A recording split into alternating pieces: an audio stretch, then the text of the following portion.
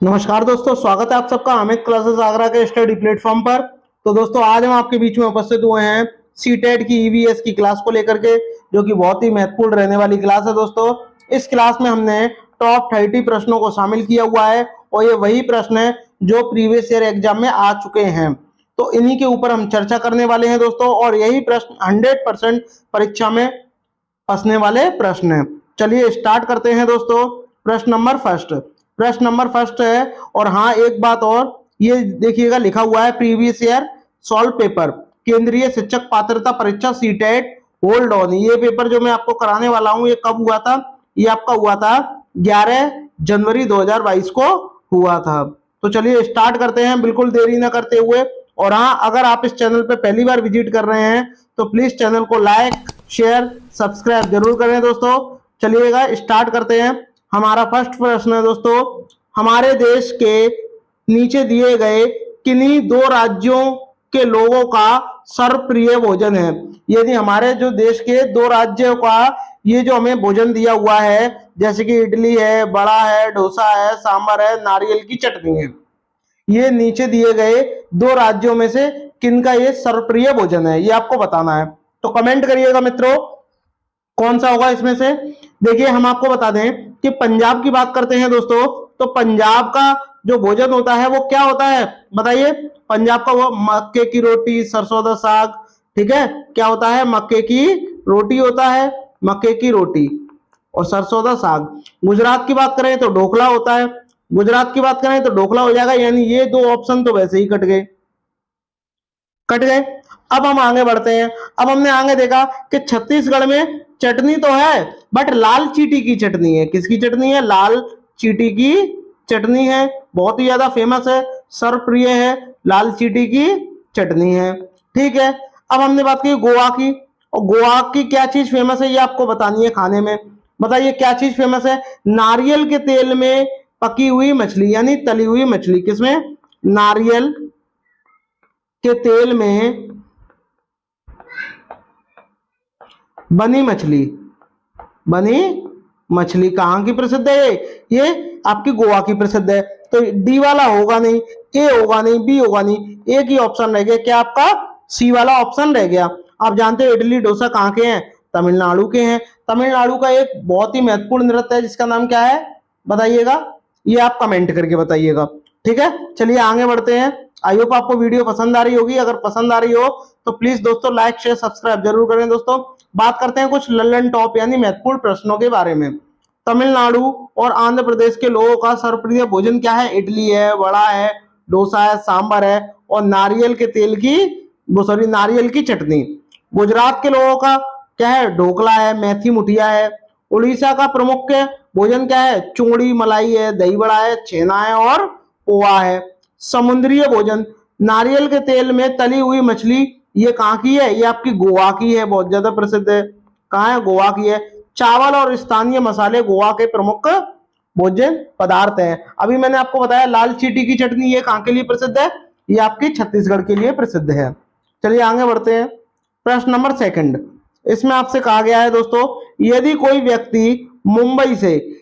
व्यक्ति जो मुंबई से चंडीगढ़ तक छोटे रेल मार्ग से होकर रेलगाड़ी द्वारा यात्रा करता है तो कौन से राज्य से उसे गुजरना नहीं पड़ेगा? हमें नेगेटिव वाला चाहिए। तो देखिएगा, जब आपको कहाँ है, आप मुंबई में हैं, तो ये मुंबई का जब आप यहाँ पे मैप देखोगे तो इस टाइप का आपका मैप होगा। तो यहाँ आपका क्या है? यहाँ आपका मुंबई है। क्या है? मुंबई है। और मुंबई के ठीक ऊपर क्या है? गुजरात है। तो जब आप कहाँ जाओगे? चंडीगढ़ जाओगे तो गुजरात तो बीच में आएगा। तो गुजरात तो आएगा। गुजरात के बाद क्या आएगा? गुजरात के बाद आपका राजस्थान आएगा, ये भी ठीक है। फिर आपका हरियाणा भी आएगा, ये भी ठीक है। बट उत्तर प्रदेश तो इस साइड से होता है ना, तो इसीलिए क्या है, ये उत्तर प्रदेश गलत हो जाएगा। यानी और इसके ऊपर ही क्या आ जाएगा आपका? पंजाब भी होगा। तो कहने का मतलब सिर्फ इतना है कि इसमें से हरियाणा भी मिलेगा, राजस्थान भी मिलेगा, गुजरात भी मिलेगा, बट उत्तर प्रदेश नहीं मिलेगा। बात करते हैं उत्तर प्रदेश की। उत्तर प्रदेश का एक महत्वपूर्ण नृत्य है जिसका नाम क्या है? रासलीला। क्या है? रासलीला। और एक और है जिसका नाम क्या है? रामलीला। क्या है? रामलीला। नौटंकी भी है। क्या है? नौटंकी भी है। ठीक है, बात करते हैं हम अब हम गुजरात की बात करते हैं। गुजरात का महत्वपूर्ण भोजन क्या है? ढोकला है। क्या है? ढोकला है। राजस्थान की बात करते हैं तो राजस्थान का एक बहुत ही महत्वपूर्ण एक आपका राष्ट्रीय अभ्यारण्य है, वो आपको बताना है, उसका नाम क्या है? केवला देव। क्या है? केवला देव। ठीक है, चलिए आगे बढ़ते हैं, बात करते हैं प्रश्न नंबर थर्ड की। प्रश्न नंबर थर्ड में आपसे क्या बोला गया है, देखिएगा। इसमें कहा गया है नीचे दिए गए किसी बालिकाओं के उस कथन पर विचार कीजिए जो उसने किसी कैंप में आए विद्यार्थियों के समूह में दिया है। उसने क्या कहा गया है? एक छात्रा ने बोला है कि मैं जिस शहर से आई हूं जो एक पहाड़ी इलाका है, यानी मैं जहां से आई हूं वह क्या है? एक पहाड़ी इलाका है। ठीक है, अब पहाड़ी इलाका क्या है? जम्मू कश्मीर है नहीं है, उत्तर प्रदेश है नहीं है, दो ऑप्शन हमारे ऐसे कट गए। यहाँ बहुत वर्षा होती है, अब लद्दाख में वर्षा नहीं होती है और बर्फ भी पड़ती है और बहुत ही ठंड होती है और हमें धूप में बैठना अच्छा लगता है। हमारे घर पत्थर और लकड़ी के बने होते हैं। तुरंत आपने पता लगा लिया वो क्या है? हिमाचल प्रदेश। बात करते हैं हिमाचल प्रदेश की, तो आपकी एक अटल टनल है। अटल टनल कहाँ है आपकी? अटल टनल जो है ये कहाँ है आपकी? ये आपकी हिमाचल प्रदेश में है। बात करते हैं जम्मू कश्मीर में। जम्मू कश्मीर की क्या चीज फेमस है ये आपको बतानी है। जम्मू कश्मीर में क्या चीज फेमस है? डल झील है जम्मू कश्मीर में। और एक चीज और है, वो आपको कमेंट करके बतानी है। बताइए कि यहाँ पर सबसे जो फेवरेट सर्वप्रिय भोजन है वो क्या है, ये आप बताइए। यहाँ के लोग मछली पसंद करते हैं, लेकिन किसके तेल में पकी हुई मछली पसंद करते हैं?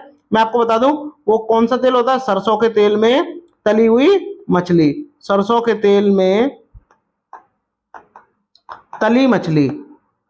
तली मछली ये कहां के लिए प्रसिद्ध है? ये आपकी जम्मू कश्मीर के लिए। गोवा के लिए नारियल के तेल में, टेपियोका केरल। ठीक है, चलिए आगे बढ़ते हैं। इसके कुछ इंपॉर्टेंट पॉइंट है दोस्तों, देखिएगा। हिमाचल प्रदेश में जो घर होते हैं वो पत्थर और लकड़ी के बने होते हैं। हिमाचल प्रदेश का शाब्दिक अर्थ क्या है? बर्फीले पहाड़ों का प्रांत। ठीक है, हिमाचल प्रदेश को क्या बोलते हैं? देवभूमि भी कहा जाता है। चलिए आगे बढ़ते हैं, बात करते हैं प्रश्न नंबर 4 की। प्रश्न नंबर 4 में देखिएगा दोस्तों, इसमें आपसे बोला गया है कि कानपुर रेलवे स्टेशन और नई दिल्ली रेलवे स्टेशन, यानी यहाँ आपका कानपुर है और यहाँ आपका क्या है? नई दिल्ली रेलवे स्टेशन है। दोनों की जो बीच की जो डिस्टेंस है वो आपकी कितनी है? 432 किलोमीटर है। ठीक है, कोई ट्रेन 18 दिसंबर 2021 को रात को चलती है 23:45 पर और कानपुर से प्रस्थान करके नई दिल्ली रेलवे स्टेशन पर अगले दिन यानी 19 दिसंबर को सुबह 7:45 पर पहुंच जाती है। तो इसको पूरा होने में कितना समय लगेगा? इसको पूरा होने में 15 मिनट का समय लगेगा और 15 मिनट जब आप इसमें जोड़ दोगे तो आपका टाइम कितना हो जाएगा? तो आपका टाइम हो जाएगा 8 घंटे। और जब 8 घंटे का आपका टाइम हो जाएगा तो आपसे यहाँ पूछा क्या गया है? ट्रेन की औसत चाल। तो आप जानते हो चाल बराबर क्या होता है? स्पीड बराबर क्या होता है? डिस्टेंस अपॉन टाइम होता है। तो आप क्या करोगे? स्पीड डिस्टेंस कितनी है आपकी? 432 है। 432 डिस्टेंस है और समय कितना? 8 है। और जब 8 से जब आप इसको काटोगे तो कितना आ जाएगा? 54 आ जाएगा। लेकिन 54 जो आएगा दोस्तों ये किलोमीटर प्रति घंटे में आएगा। किसमें आएगा? किलोमीटर प्रति घंटे में आएगा। बट हमें ये किसमें चाहिए? मीटर प्रति सेकंड में चाहिए। तो जो 54 है इसमें आप क्या करोगे? 54 में 5/18 का क्या कर दोगे? मल्टीप्लाई कर दोगे। तो 18 से 3 बार और 3 पंजे 15 आपका आंसर आ जाएगा। तो इस प्रकार जो आपका ऑप्शन नंबर जो बी है वो करेक्ट हो जाएगा। ठीक है, बात करते हैं यहाँ पर कानपुर की। तो कानपुर को मैं आपको बता दूं ये आपका कहाँ है? ये आपका यूपी में स्थित है और जबकि दिल्ली जो है वो भारत की राजधानी है।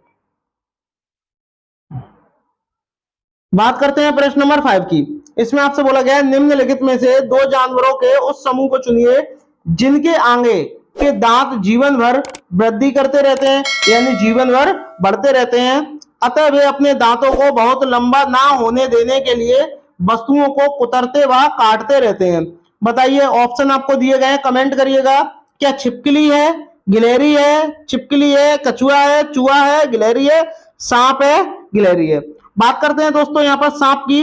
तो जो सांप जो होता है, भारत में 4 प्रकार के सांप पाए जाते हैं। कौन कौन से? एक आपका करैत होता है, अफाई है, दुबैया है, दुबैया है और एक आपका नाग है। क्या है? एक आपका क्या है? नाग। ये 4 प्रकार के सांप पाए जाते हैं। और सांप के कितने दांत होते हैं? सांप के आपके 2 दांत होते हैं दोस्तों। और जो 2 दांत जो होते हैं ये कभी बढ़ते नहीं है।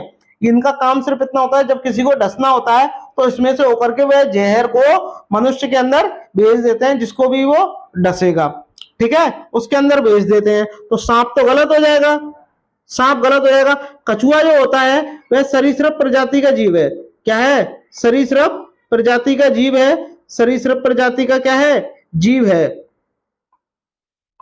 ठीक है। एक बात और मैं आपको बता दूं, जो कछुआ जो है ये क्या है? उभयचर है। क्या है ये? उभयचर। उभयचर, उभयचर है कछुआ। बात करें छिपकली की, तो छिपकली के दांत नहीं बढ़ते हैं, ठीक है, और छिपकली के यहाँ पे भी नहीं बढ़ेगी, तो एक ही रहेगी क्या? चूहा और गिलहरी। यानी आपको पता होना चाहिए कि जिंदगी भर यानी जीवन पर्यंत किसके दांत बढ़ते रहते हैं? वो आपके चूहे और गिलहरी के बढ़ते रहते हैं। चलिए आगे बढ़ते हैं। आई होप आपको वीडियो पसंद आ रही होगी दोस्तों, तो लाइक शेयर सब्सक्राइब जरूर करिएगा, सभी भाई बहनों से मेरा निवेदन है। चलिए बात करते हैं दोस्तों प्रश्न नंबर 6 की। बात करते हैं दोस्तों, कन्नौज एक जिला है। बात करते हैं, कन्नौज तो जिला है बट ये कहां स्थित है? ये आपका यूपी में स्थित है, ठीक है। आगे क्या बोला गया? जो समस्त भारत में इत्र के लिए प्रसिद्ध है। यानी आपको पता होना चाहिए इत्र के लिए कौन सा जिला प्रसिद्ध है? वो आपका क्या है? कन्नौज। यह जिला किस राज्य में स्थित है? मैंने आपको बता ही दिया, उत्तर प्रदेश में स्थित है। तो हरियाणा में है नहीं है। बिहार में क्या है? मधुबनी प्रिंटिंग है। क्या है? मधुबनी प्रिंटिंग जो है वो बिहार के लिए प्रसिद्ध है। और ये उत्तराखंड के लिए, उत्तराखंड का एक प्रसिद्ध बताइए, फूलों की घाटी। क्या है? फूलों की घाटी राष्ट्रीय उद्यान जो है ये कहां स्थित है? आपका उत्तराखंड में स्थित है। तो हरियाणा होगा नहीं, उत्तराखंड होगा नहीं, बिहार होगा नहीं, क्या हो जाएगा? उत्तर प्रदेश हो जाएगा। उत्तर प्रदेश की बात करते हैं, इसमें 75 जिले हैं दोस्तों और 18 मंडल हैं, ठीक है। और वर्तमान में इसके मुख्यमंत्री का नाम क्या है? बताइए ये कमेंट करके आप, उत्तर प्रदेश के वर्तमान में मुख्यमंत्री कौन है? बात करते हैं इसके कुछ लल्लन टॉप प्रश्न की दोस्तों। इसमें बोला गया है कन्नौज भारत में इत्र के लिए प्रसिद्ध है। करेक्ट बात है, मैंने अभी आपको बताया है। और कन्नौज जो है उत्तर प्रदेश में स्थित है। कन्नौज को भारत की इत्र की राजधानी के रूप में जाना जाता है। सही बात है, इत्र की राजधानी के रूप में किसे जाना जाता है? क्वेश्चन आपसे पूछा जाएगा। और किसे जाना जाएगा? कन्नौज को जाना जाएगा। यह एक सरकारी संचालित इकाई है जो कि पारंपरिक कन्नौज परफ्यूम के लिए प्रसिद्ध है, ठीक है। कन्नौज में 200 से अधिक इत्र की भट्टियां हैं, यानी 200 से ज्यादा जो है इत्र बनाने की भट्टियां हैं। यह तंबाकू इत्र और गुलाब के पानी के लिए एक मार्केट सेंटर है। ये भी बहुत ज्यादा इंपॉर्टेंट है दोस्तों। हरियाणा में, हरियाणा जो है, हरियाणा में क्या है? कुरुक्षेत्र है। हरियाणा में क्या है? आपका कुरुक्षेत्र है। हरियाणा में कुरुक्षेत्र है। यह एक धार्मिक स्थल है जहां क्या हुआ था? महाभारत हुआ था। बिहार की बात करते हैं। बिहार के लिए एक महत्वपूर्ण पॉइंट मधुबनी, जो मैंने अभी आपको बताया था, क्या है? मधुबनी है। और मधु से याद आया कि मधुमक्खी पालन को क्या बोलते हैं? एपीकल्चर बोलते हैं। क्या बोलते हैं? एपीकल्चर बोलते हैं, ठीक है दोस्तों। और बताते हैं इसमें बिहार में की बात करते हैं, बोधगया और राजगीर जो भगवान बुद्ध के लिए प्रसिद्ध हैं। मोस्ट इंपोर्टेंट है दोस्तों। चलिए आगे बढ़ते हैं, बात करते हैं प्रश्न नंबर 7 की। प्रश्न नंबर 7 में बोला गया है रेत के टीले। रेत के टीले वहां पाए जाएंगे जहां रेत होगा, बट रेत तो राजस्थान में भी है, बट रेत के टीले नहीं है, तो ये वाला गलत हो गया, ठीक है। इंग्लैंड में रेत है नहीं है, बांग्लादेश में है नहीं है। एक ही ऑप्शन बचा, क्या? आबू धाबी और अफगानिस्तान, ठीक है। आबू धाबी की बात करते हैं। आबू धाबी किसकी राजधानी है? यूएई। यूएई यानी संयुक्त राष्ट्र अमीरात की क्या है? राजधानी है, ठीक है। यानी इसका नाम क्या हो गया दूसरा? दुबई। क्या है? दुबई। बात करते हैं इसके कुछ इंपॉर्टेंट पॉइंट की दोस्तों। इंपॉर्टेंट पॉइंट क्या है? आबू धाबी और अफगानिस्तान में रेत का टीला पाया जाता है। आबू धाबी संयुक्त अरब अमीरात की क्या है? राजधानी है। यह निचली पहाड़ी जैसे संरचना रेत के जमाव को रेत के टीले कहा जाता है। यानी ये निचली जो है संरचना है और रेत फिसलता रहता है और वहां रेत के क्या टीले बन जाते हैं। चलिए आगे बढ़ते हैं, बात करते हैं इसका कुछ ये वाला पॉइंट दिया गया है, देश और इनकी राजधानी। अफगानिस्तान की बात करें तो अफगानिस्तान की राजधानी क्या है? काबुल है। इंग्लैंड की बात करते हैं दोस्तों, लंदन है। उज्बेकिस्तान की बात करते हैं, ताशकंद है। बांग्लादेश की बात करते हैं, ढाका है। और संयुक्त अरब अमीरात की यानी यूएई की राजधानी क्या है दोस्तों? ये आपका आबू धाबी है। और मैं आपको बता दूं कि यूएई जो इसको ही क्या बोलते हैं? दुबई कहते हैं। क्या बोलते हैं? दुबई कहते हैं। अब आपको कमेंट करके बताना है कि वर्तमान में भारत में कुल कितने देश हैं? वर्तमान में कुल कितने देश हैं? सॉरी, भारत में नहीं, वर्तमान में कुल कितने देश हैं? देशों की संख्या मुझे कमेंट करके बताइएगा। ठीक है, चलिए आगे बढ़ते हैं। प्रश्न नंबर 8, इसमें आपसे बोला गया भोपाल। भोपाल की बात करते हैं तो भोपाल जैसे ही नाम आया तुरंत आपको पता होना चाहिए कि भोपाल किसकी राजधानी है? एमपी की राजधानी है। और भोपाल में ही 2-3 दिसंबर 1984 की रात को भोपाल गैस त्रासदी की घटना हुई थी, जिसे ही वो किसके कारण हुई थी? मिथाइल आइसोसाइनाइड गैस के रिसाव के कारण यह घटना हुई थी। भोपाल बेंगलुरु के उत्तर में स्थित वो स्थित है। ठीक है, यानी जो भोपाल है वो बेंगलुरु के कहाँ स्थित है? उत्तर में स्थित है। तो आपका बेंगलुरु यहाँ आ गया और भोपाल आपका कहाँ गया? यहाँ आ गया। ठीक है, भोपाल यहाँ आ गया, उत्तर में है तो ऊपर गया। ठीक है, गांधीनगर भोपाल के ठीक पश्चिम में स्थित है और पश्चिम इधर है, तो यहाँ क्या है आपका? गांधीनगर स्थित है। ठीक है, अब आपसे पूछा कि गांधीनगर के सापेक्ष भोपाल की दिशा आपको बतानी है, वो सॉरी बेंगलुरु की दिशा आपको बतानी है गांधीनगर के सापेक्ष। तो बताइए, गांधी के सापेक्ष बोला है तो आप ऐसे कर दो, तुरंत आपको पता चलेगा ये आपका क्या है? पूरब है, ये आपका दक्षिण है और ये इधर क्या हो जाएगा? दक्षिण पूरब हो जाएगा। यानी ऑप्शन नंबर जो सी है वो करेक्ट हो जाएगा। चलिए, अगर मेरे भाई बहनों को यह वीडियो पसंद आ रही हो तो प्लीज शेयर और सब्सक्राइब जरूर करें दोस्तों। चलिए आगे बढ़ते हैं, लल्लन टॉप प्रश्नों की चर्चा करते हैं। भोपाल में क्या है? भीम बेटका जो है गुफा जो है कहाँ है? आपकी भोपाल में स्थित है। भारत का इलेक्ट्रॉनिक नगर किसे कहा जाता है? आपका बेंगलुरु को कहा जाता है। इलेक्ट्रॉनिक नगर किसे कहा जाता है? बेंगलुरु को कहा जाता है। गांधीनगर जो है वह गुजरात की क्या है? राजधानी है।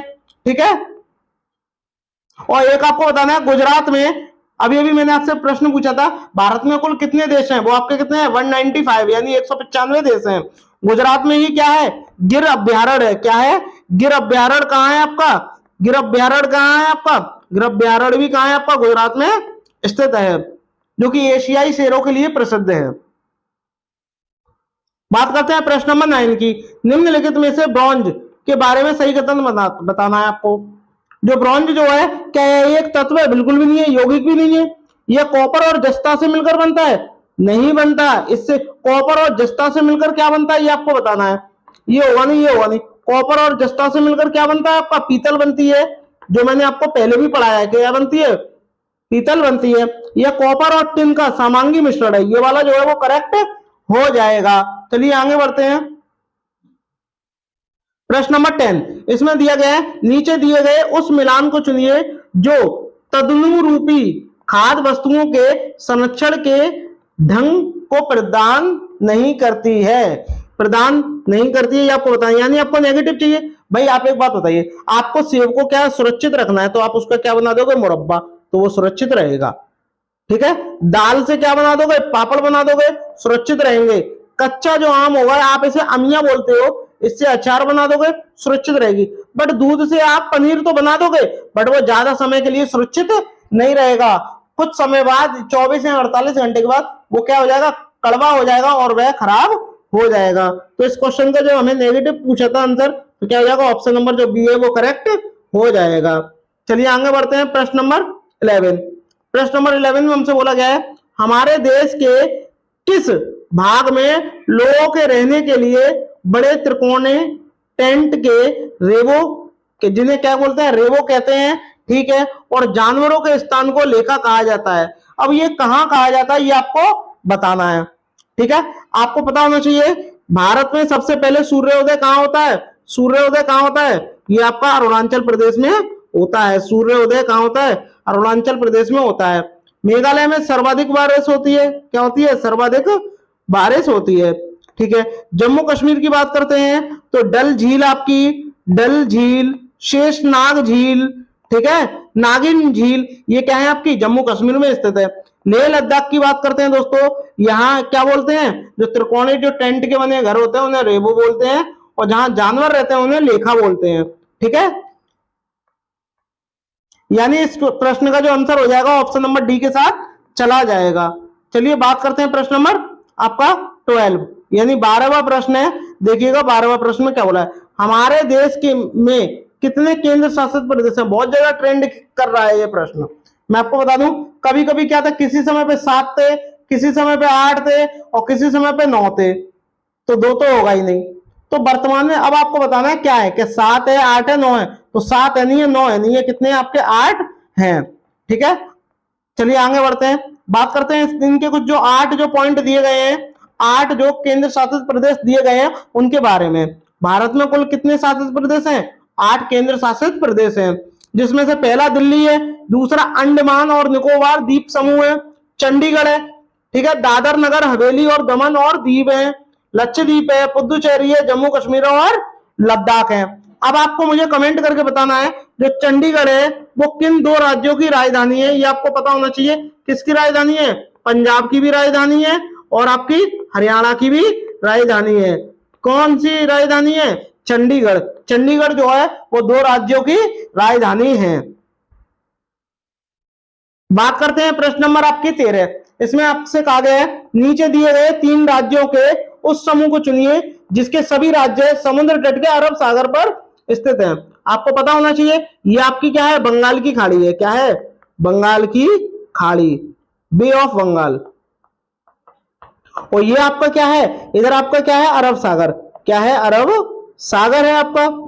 अब आपको पता होना चाहिए, देखिएगा जो आपको मैं बता दूं, जो तेलंगाना जो है, बात करते हैं तेलंगाना की, तो तेलंगाना तो बंगाल की खाड़ी की तरफ स्थित है, तो ये वाला गलत हो गया।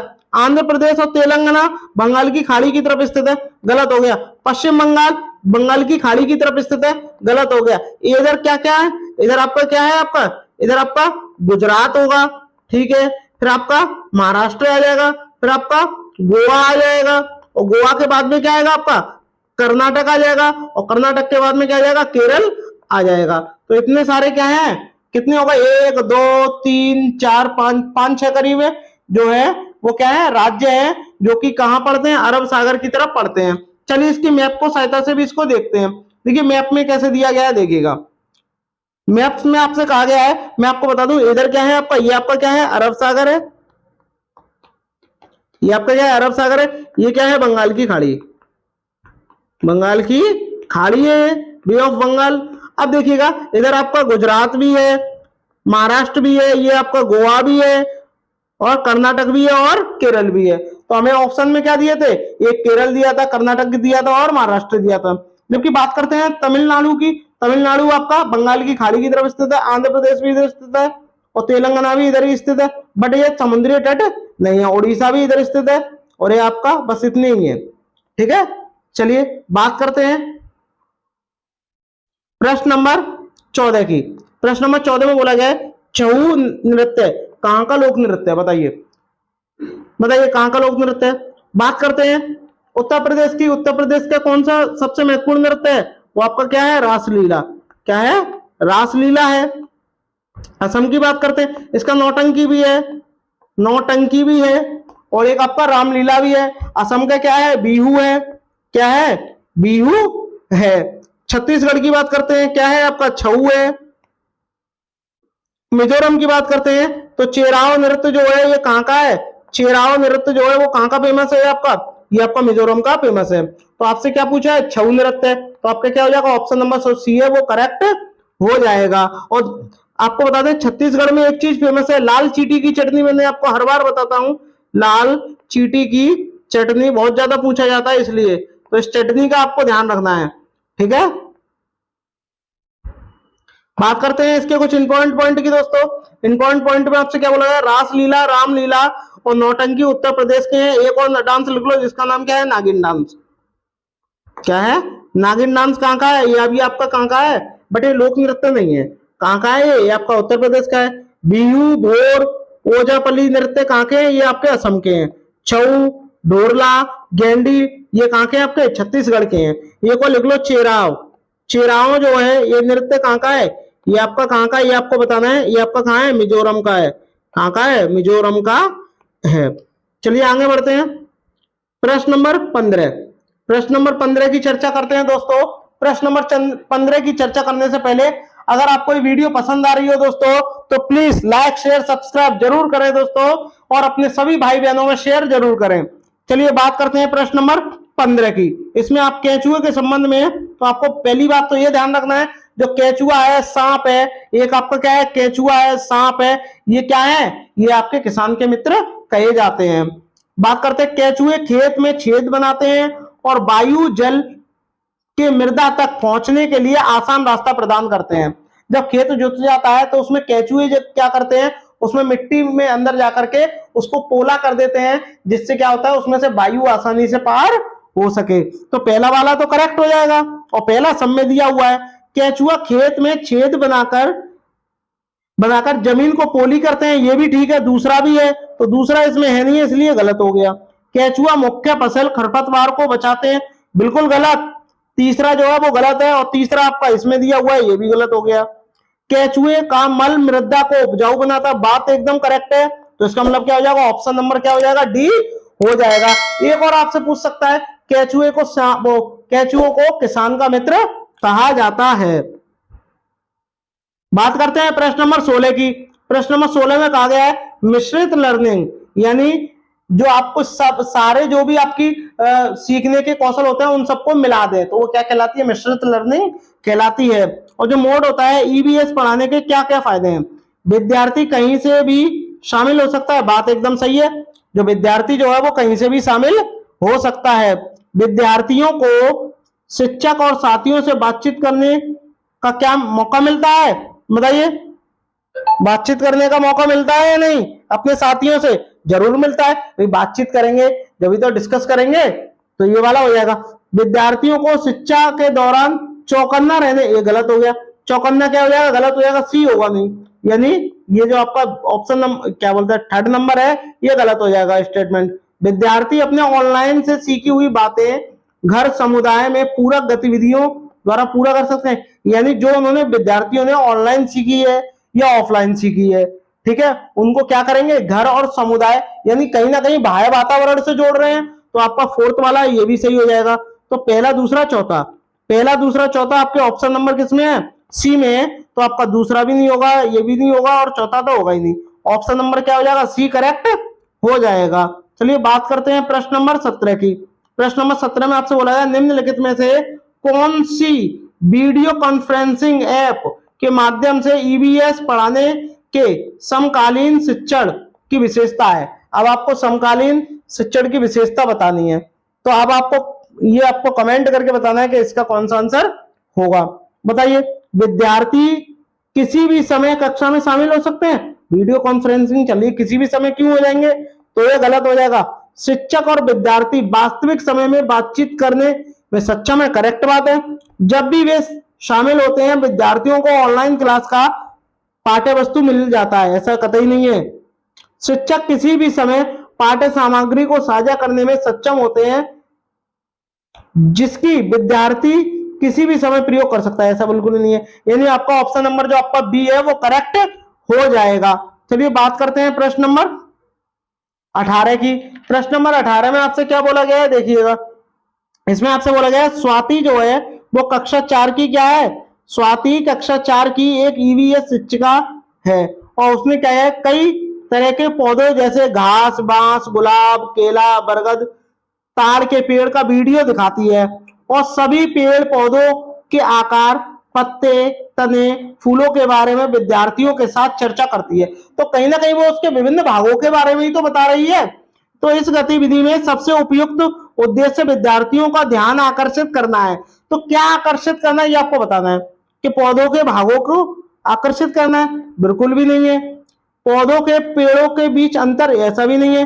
पेड़ पौधों के वर्ग के भीतर मौजूद भिन्नता, यानी पेड़ पौधों में के जो भाग होते हैं उनके बीच जो भिन्नता पाई जाती है, जो डिफरेंस पाया जाता है, उसके बारे में वह क्या है आकर्षित करना चाहती है। तो सी वाला करेक्ट हो जाएगा, ठीक है, क्या हो जाएगा, सी वाला करेक्ट हो जाएगा। मानव के लिए गलत हो जाएगा, ए भी गलत हो जाएगा, यानी आपका ऑप्शन नंबर सी है वो 100% करेक्ट होगा। चलिए बात करते हैं प्रश्न नंबर 19 की। इसमें आपसे बोला है रीता एक ईवीएस का थीम खाद्य पढ़ाते हुए, यानी ईवीएस का एक थीम है जिसका नाम क्या है, खाद्य।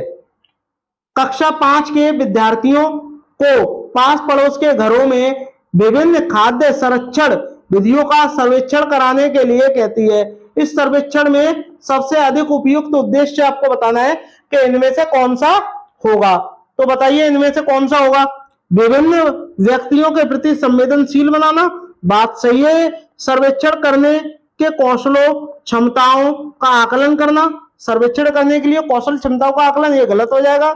समुदाय से प्रत्यक्ष रूप से जानकारी एकत्रित करना और अवसर की बात हो गई, करेक्ट हो गया। समुदाय के साथ बातचीत करने का अवसर, ये भी करेक्ट हो गया।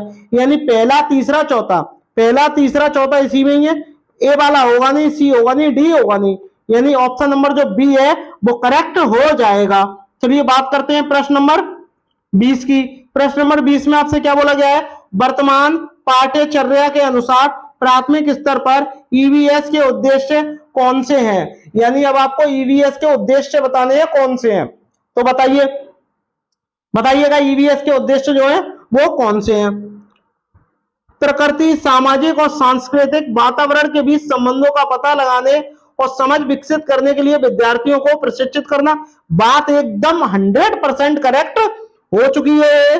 विद्यार्थियों को पर्यावरण संबंधी मुद्दों की जानकारी या उनके बारे में जागरूकता का विकास करना, बात सही है। पृथ्वी को मानव, ये गलत हो जाएगा। ईवीएस के विभिन्न शिक्षण शास्त्र, गलत हो जाएगा। यानी पहला और दूसरा सही है और पहला और दूसरा आपका ऑप्शन नंबर बी में दिया गया है। पहला ऑप्शन गलत हो जाएगा, तीसरा भी गलत होगा और चौथा भी गलत हो जाएगा। ऑप्शन नंबर जो बी है वो करेक्ट होगा। चलिए आगे बढ़ते हैं। प्रश्न नंबर 21। प्रश्न नंबर 21 में कहा गया है, एक ईवीएस शिक्षकों, यानी ईवीएस के जो शिक्षकों हैं इनके द्वारा क्या है, गतिविधि आयोजित करने के लिए, समूह बनाने के लिए निम्न मानदंडों को ध्यान में रखना चाहिए। यानी ये कुछ स्टेटमेंट दिए गए हैं, इनको ध्यान में रखना चाहिए। ये आपको बताना है कौन सा इनमें से ध्यान में रखना चाहिए। तो ये आपको कमेंट करना है, जब तक बताइएगा, जब तक मैं पढ़ रहा हूं कौन सा इनमें से करेक्ट होगा। उनके संज्ञानात्मक स्तर के अनुसार सामूहिकरण, गलत हो गया। लिंग के आधार पर बालक बालिकाओं को अलग, गलत हो गया। पूरी कक्षा में जितने समूह हो सके बना ले, गलत हो गया। डी वाला करेक्ट सही हो जाएगा।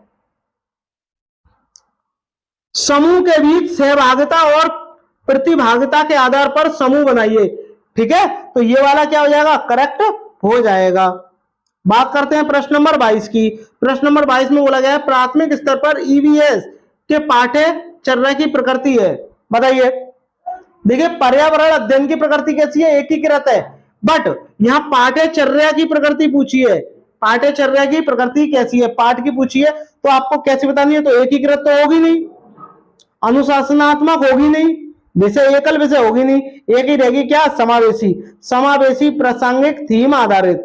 आपने देखा होगा आपके में जो ईवीएस है उसमें भी थीम उपथीम दिए गए हैं, और क्या, समावेशी शिक्षा के अनुसार हमें बच्चों को पढ़ाना चाहिए। चलिए आगे बढ़ते हैं। प्रश्न नंबर 23। प्रश्न नंबर 23 में आपसे क्या बोला गया है, देखिएगा। कहानियों की बात हो रही है, तो कहीं ना कहीं कल्पना की बात होगी। देखते हैं। के माध्यम से ईवीएस अवधारणाओं को पेश करने के लिए एक शिक्षक को निम्नलिखित बातों का ध्यान रखना होगा। अब बताइए, ये 4 स्टेटमेंट दिए गए हैं और कौन कौन से जो स्टेटमेंट का ध्यान रखेंगे शिक्षक, ये आपको बताना है। देखिएगा, कहानियों को किसी अवधारणा के बारे में गलतफहमी की रचना नहीं करनी चाहिए। सही बात है, एक तो नहीं करनी चाहिए। गलतफहमी की रचना क्यों करेंगे आप। कहानियों को लिंग, जाति, धर्म, अन्य सामाजिक समूह से संबंधित कोई रूढ़िवादिता विचार चित्रित नहीं करना चाहिए। सही बात है भाई, कहानियों को भी आप जाति और लिंग, धर्म के अनुसार आप बताओगे तो ये भी गलत हो जाएगा, ठीक है। ये वाला भी क्या हो जाएगा, गलत हो जाएगा। कहानियां मजेदार और मनोरंजक होनी चाहिए, गलत हो गया। कहानियां ऐसी होनी चाहिए जो विद्यार्थी उससे जुड़ाव महसूस करें। यानी पहला दूसरा चौथा सही है, और पहला दूसरा चौथा आपका ऑप्शन नंबर सी जो है वो करेक्ट हो जाएगा। तो ए वाला गलत हो जाएगा, बी गलत हो जाएगा, डी गलत हो जाएगा। चलिए आगे बढ़ते हैं। प्रश्न नंबर 24। प्रश्न नंबर 24 की चर्चा करते हैं दोस्तों। एक ईवीएस शिक्षक अपने विद्यार्थियों में मानचित्र कौशल को मन में बैठाने के लिए निम्नलिखित क्रियाकलापों में से किनको करने की कहेगा। यानी इनमें से कौन कौन से क्रियाकलाप जो है वो करेंगे बच्चे, और टीचर उनसे कहेगा कि आप इन क्रियाकलापों को करो। तो बताइएगा कौन सा होगा इनमें से। बताइए। मानचित्र में बुनियादी शिक्षा दिशाओं का पता लगाना, बात एकदम सही है। मानकीकृत चित्रों बनाना, ये भी ठीक है। अपने बनाए गए मानचित्रों के प्रतीकों का प्रयोग करना, ये भी बात सही है। मानकीकृत सार्वभौमिक प्रतीकों का उपयोग करते हुए मानचित्र की व्याख्या करना, ये भी सही है। यानी पहला, दूसरा, तीसरा, चौथा, चारों स्टेटमेंट जो है वो करेक्ट हो जाएंगे। पहला गलत हो जाएगा, दूसरा हो जाएगा, तीसरा भी गलत हो जाएगा। चलिए आगे बढ़ते हैं। प्रश्न नंबर 25। प्रश्न नंबर 25 में आपसे क्या बोला गया है, देखिएगा। एक ईवीएस शिक्षिका एक चर्चा के दौरान बताती है कि राजस्थान के गांव के लोग स्थानीय रूप से उपलब्ध सामग्री से ही अपना घर बना लेते हैं। यानी उनके यहाँ जैसी सामग्री पाई जाती है उसी से ही अपना क्या है, घर बना लेते हैं। जबकि मुंबई जैसे शहरों के लोग सीमेंट, ईंट, कांच और टाइल जैसी सामग्री खरीद कर घर लाते हैं और तब जाकर वो घर को बनवाते हैं। तो इस चर्चा में आकलन सीखने का प्रतिफल क्या है, ये आपको बताना है। देखिए, कहीं ना कहीं राजस्थान और मुंबई की तुलना हो रही है, तो अवलोकन की तो बात है नहीं है, विश्लेषण की तो है। विशेषताएं हैं भाई, क्योंकि वहां ऊंची ऊंची बिल्डिंगें पाई जाती हैं, प्रयोग है नहीं है। तो विश्लेषण और तुलना दोनों है, और दोनों आपके इसमें है। तो आपका ऑप्शन नंबर जो डी है वो करेक्ट हो जाएगा। यानी ए वाला नहीं होगा, रिकॉर्डिंग की कोई बात ही नहीं है, बी होगा नहीं और सी होगा नहीं। ऑप्शन नंबर जो आपका डी है वो करेक्ट हो जाएगा। चलिए आगे बढ़ते हैं। प्रश्न नंबर 26। प्रश्न नंबर 26 में देखते हैं दोस्तों क्या बोला गया है। एक ईवीएस की शिक्षिका चाहती है कि उसके विद्यार्थी पानी को बर्बाद करने वाले लोगों की विभिन्न दैनिक गतिविधि, यानी जो लोग पानी को बर्बाद करते हैं उनकी दैनिक गतिविधियों और व्यवहारों का पता लगाएं।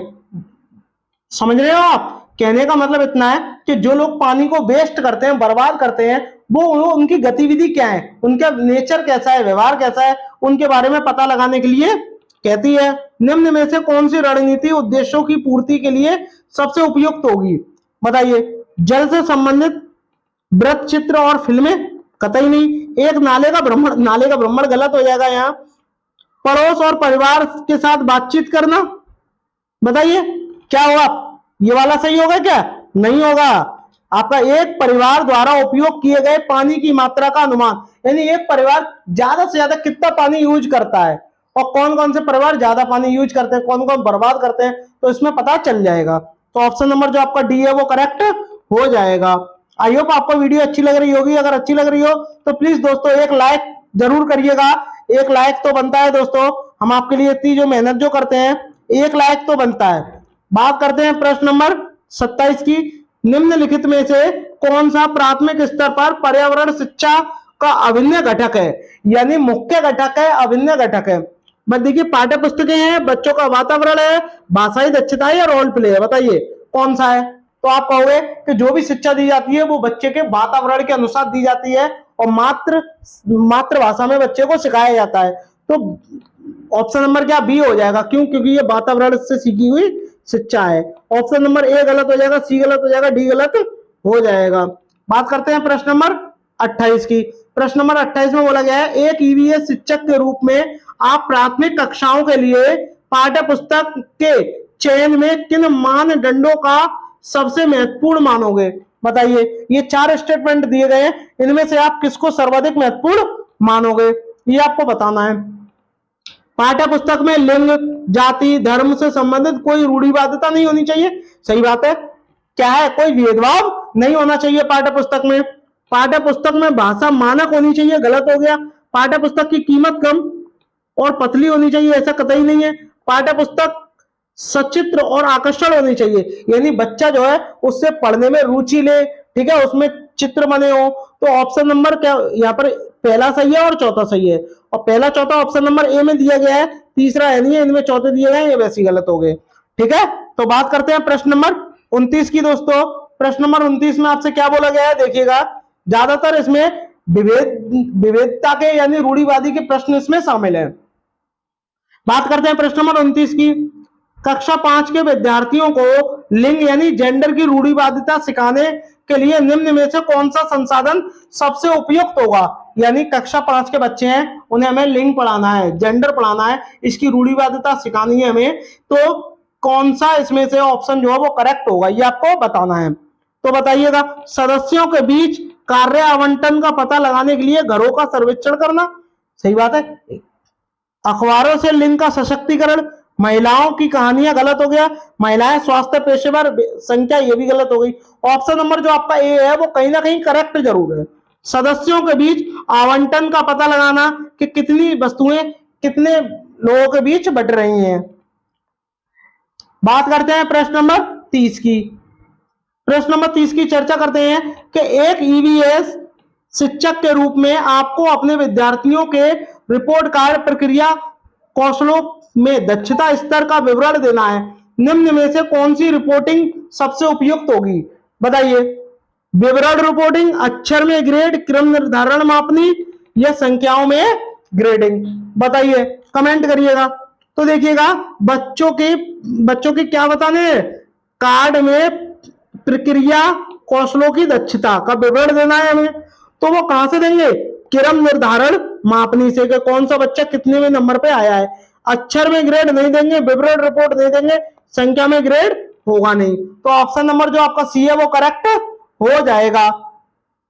आई होप दोस्तों आपको ये वीडियो पसंद आई होगी, और अगर पसंद आई हो दोस्तों तो शेयर सब्सक्राइब जरूर करिएगा दोस्तों, कमेंट जरूर करिएगा और एक लाइक तो जरूर करिएगा दोस्तों। और अंत में दोस्तों, आपने ये वीडियो देखी तो दोस्तों थैंक्स फॉर वॉचिंग दोस्तों। मिलते हैं नेक्स्ट वीडियो में, तब तक के लिए धन्यवाद।